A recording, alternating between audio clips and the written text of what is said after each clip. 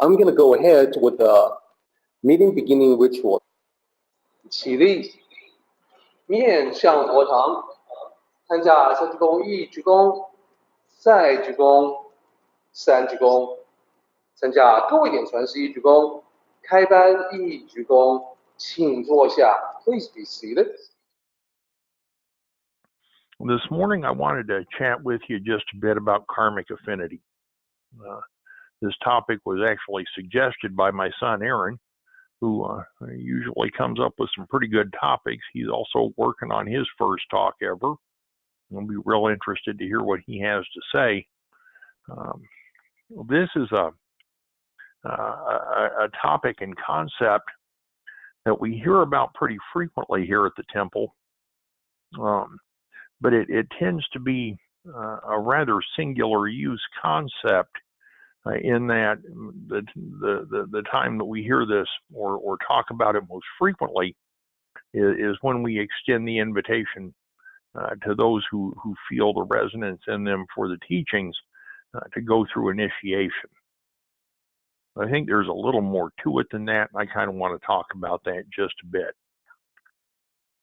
First of all, it's important to understand the concepts that we're dealing with, particularly the concept of karma. Here in the West, in particular, there's this nearly universal belief that karma is kind of the vehicle of ultimate universal justice. That it is the mechanism by which the scales of our motives and actions are weighed out and punishment or rewards meted out after we die according to how we lived.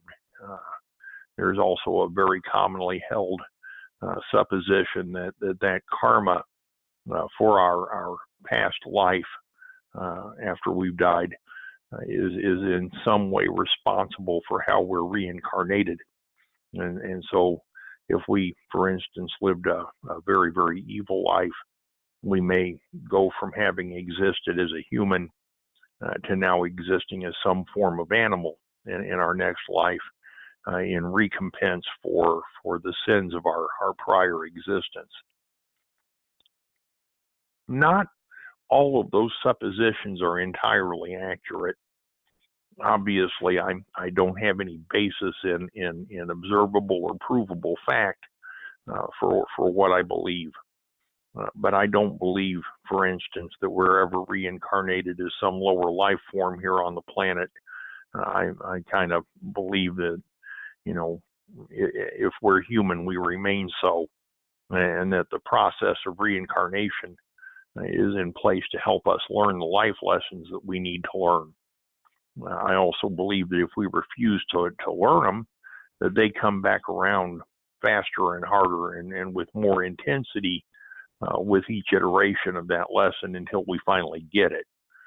I kind of refer to that up here as being struck by the universal wrecking ball of enlightenment if it becomes severe enough. And so karma is not only the just rewards of our actions after death. There is actually the action of karma in the here and now. Karma is absolutely in the here and now, and very often with a fair degree of immediacy. It kind of follows that whether we do something positive or negative, that the karma for those particular events seems to follow very closely on the heels of the event. We don't always have to wait until we die to find out what the karmic impact of our actions is. Very frequently, what we do tends to come back and hit us in the face. If you think about some of the more traumatic or more wonderful moments in your life path, you'll recognize times where your actions, words, thoughts, whatever, actually caused immediate consequences for you, whether they were positive or negative.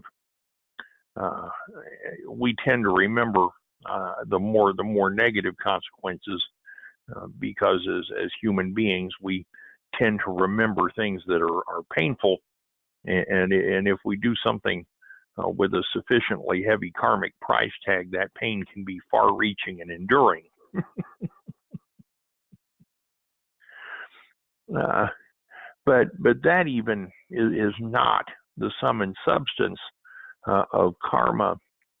One of the definitions that I like the best comes out of the Matrix Reloaded, where I think it's Reloaded, where Neo's stuck in the subway station with the train man, and this family of programs is down there attempting to get out of the Matrix before they're deleted.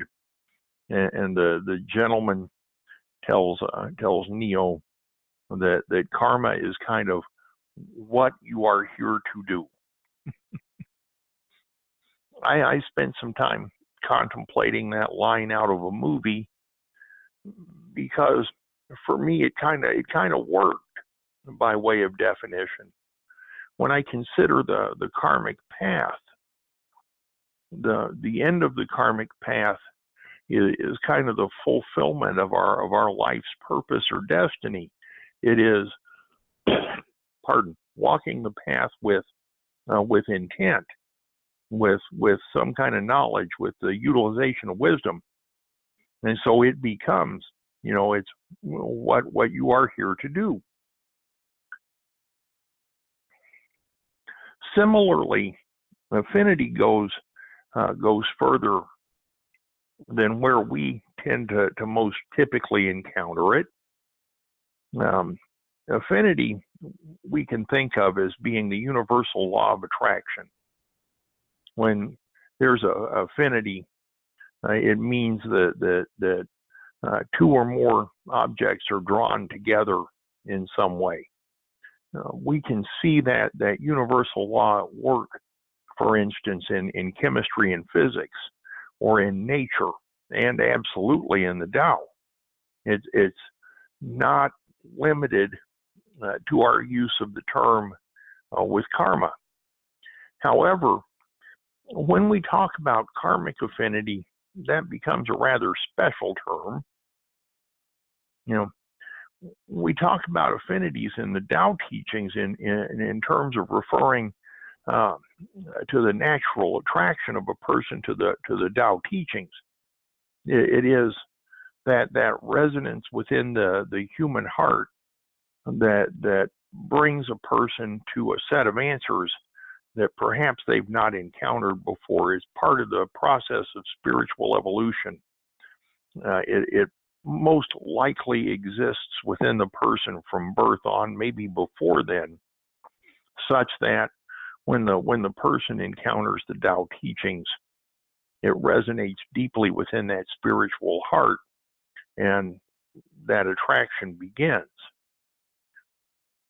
In truth, karmic affinity affects every choice that we make along the karmic path. Okay? It's a powerful force. And each choice that we make along the karmic path removes some options from in front of us and opens some others as we make our choices. That gives us the ability to look down the path of our life in hindsight and see where we made the decisions that brought us to where we are now. Both the good decisions and the not so good decisions, the wise choices and the poor choices, are all visual to us as we look back across the path. And it's kind of that resonance of karmic affinity that helps us to guide our steps along the path going forward. Once we understand how to observe what happened, then we can begin to infer what might happen as we continue to walk that path. Pardon. So if we look at karmic affinity as a guide along our karmic path. It becomes a valuable tool to us in evaluating our choices and evaluating our direction in life. The first time maybe that we ever encounter this term might be when we're initiated, but we owe it to ourselves to explore the deeper meanings of karmic affinity as we begin to understand them so that we can utilize them. We can kind of think of that affinity as a heightened form of intuition, if you will, or maybe as a sharper and clearer view of the bigger picture, where we're able to access deeper wisdom and see a much larger and clearer view. And that information arises from within us, from the true self. So we can rely upon it, and the more we utilize it, the sharper and more clearer it becomes. So, like I said, we see this resonance in others and in ourselves, or that heightened intuition most frequently when we present the offer of initiation to newcomers. But the ability to utilize that karmic resonance, that affinity for the things that we are supposed to do, actually can and should be extended to one's entire life path. I found that to be remarkably useful in my own life. I see examples of this all over every day, both intentional and accidental uses of the karmic affinity. An awful lot of people are not aware or can't put their finger on a precise term for what it is going on in their lives when the mystical and apparently magical things that happen to us occur to them. And so they chalk these things up to coincidence, happenstance, or fate, when in point of fact, it simply is the tug of karmic affinity on them. There's a real honest-to-goodness, palpable energy that emanates from a person and can be felt from a person as the moment that those choices approach, and as the choices and decisions are made by that individual that are guided by that affinity. It's an internal, visceral, physical pull at both the mystic portal and the Daodejing, which is, and I put a side note in here, 2 fingers below the navel, along the midline of the body. There's an actual physical tug that can be felt. It's an energetic radiance that can be felt when the individual either is resisting or is following that affinity in karma, where the choice is being guided whether the person's aware of it or not.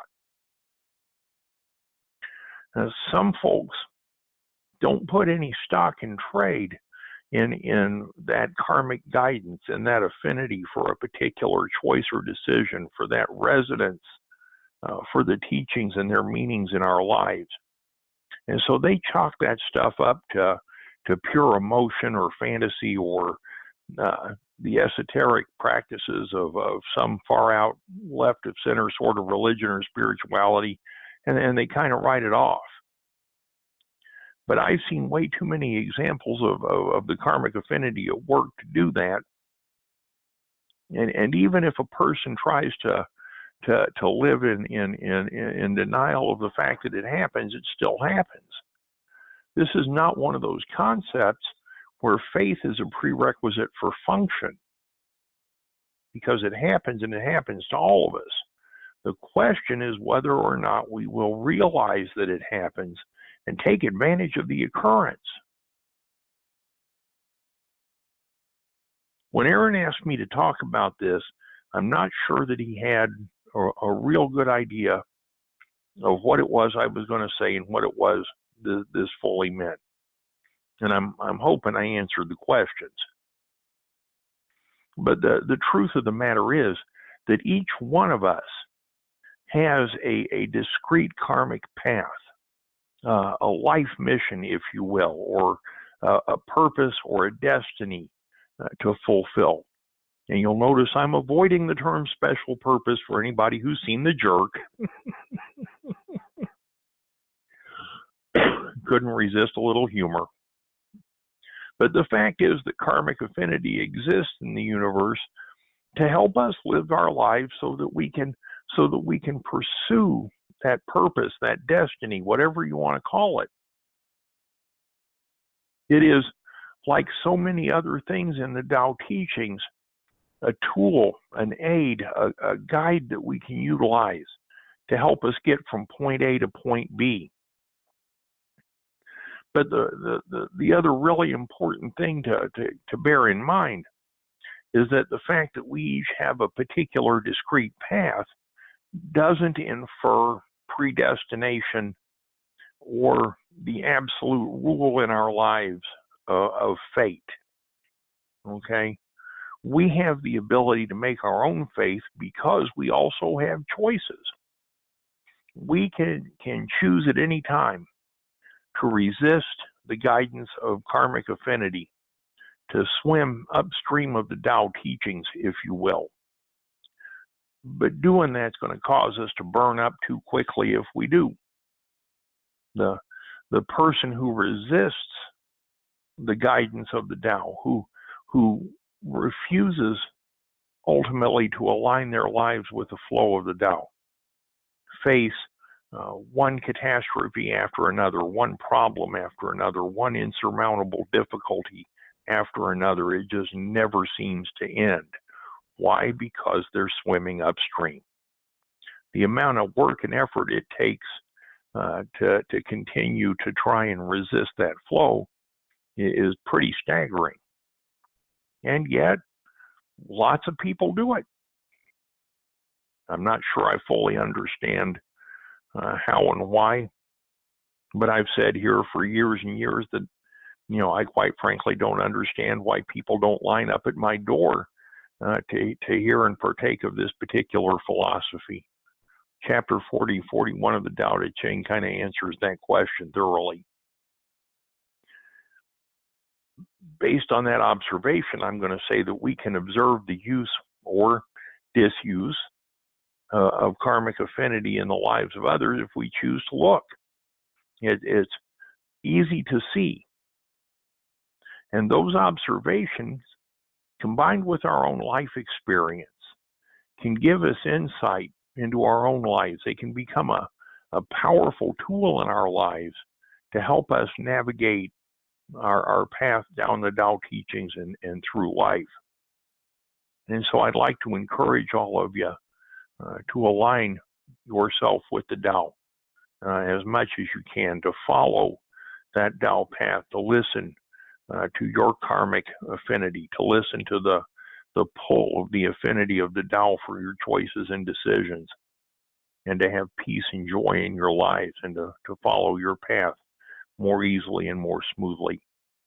Thank you all so much for letting me share with you this morning, and as always, I sure hope something I said was helpful to someone.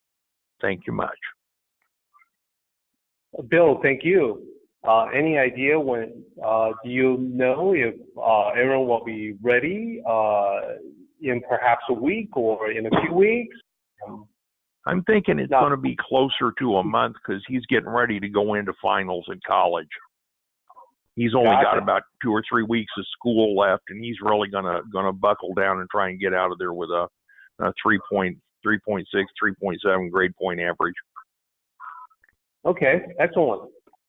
So is he planning on speaking to the same topic that you covered today, or a different topic? He wants to talk about moderation. Okay. And I'm quite interested to hear what he wants to say. Indeed. Okay. So to your point about this whole concept of reincarnation to come back as an animal, I just want to bring about the perspective that for older generation in ancient times, it was often a way to. It was often the de facto, the default method of religious teachings, especially when directed at the ignorance, to use fear as a tactic. So instead of hellfire and damnation, to burn for all of eternity in the lake of fire, the other version of that fate to be avoided is, well, if you sin, then you come back as a certain kind of animal. If you are slaughtering, cattle all the time, then you come back as a cattle to receive your just desserts as a thing to be slaughtered. So you can understand what that is like. So when I hear about this, even when I was little, my immediate reaction would be something like, well, how do you know? And there's really no satisfactory answer to that. So I would like for everyone to think about karmic affinity exactly as you have described today, Bill, rather than as a system of if you do X, Y, Z, then you will come back as A, B, C. And keeping in mind that there's no solid reasoning behind any of that. Some people do get very specific. It's even listed out, very specifically. If you do a particular thing, then you come back as a very specific animal. So just remember, oftentimes it is the utilization of fear as a tactic, as a strategy. Sure. Religions have done that for millennia. Correct. And it's just important for us to recognize when it takes place so that we can react appropriately. Recognizing that for some people, perhaps that is the only way that they can really relate to religious teachings is to understand at the visceral level of fearing a certain kind of fate, a certain kind of punishment. And if that is the case, fine. I totally understand. I'm not going to pass judgment on whether that is, good or bad, right or wrong. I will simply accept it as reality. And, in cultivating Tao, we would not recommend fighting against reality, fighting against what is.